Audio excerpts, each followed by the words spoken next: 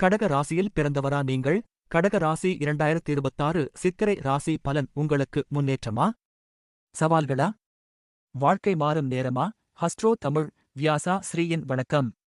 2026 சித்திரை மாதம் ஏப்ரல் 14 முதல் மே 14 வரை கடக ராசிக்காரர்களுக்கு எப்படி இருக்கும்? பார்ப்போம். 2026ஆம் ஆண்டு சித்திரை மாதம் கடக ராசிக்காரர்களுக்கு கலவையான ஆனால் முன்னேற்றம் தரக்கூடிய காலமாக இருக்கும்.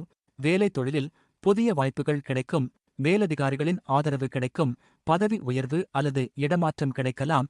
ஆனால் வேலை அழுத்தம் சற்று அதிகமாக இருக்கும். பொறுமையுடன் செயல்படுங்கள்.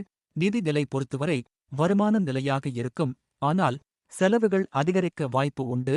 தேவையற்ற செலவுகளை கட்டுப்படுத்த வேண்டும், இல்லையெனில் கடன் ஏற்படும் சூழல் உருவாகலாம். நிலம் வீடு வாங்கும் முயற்சிகள் சாதகமாக அமையும். குடும்பத்தில் மகிழ்ச்சி அதிகரிக்கும்.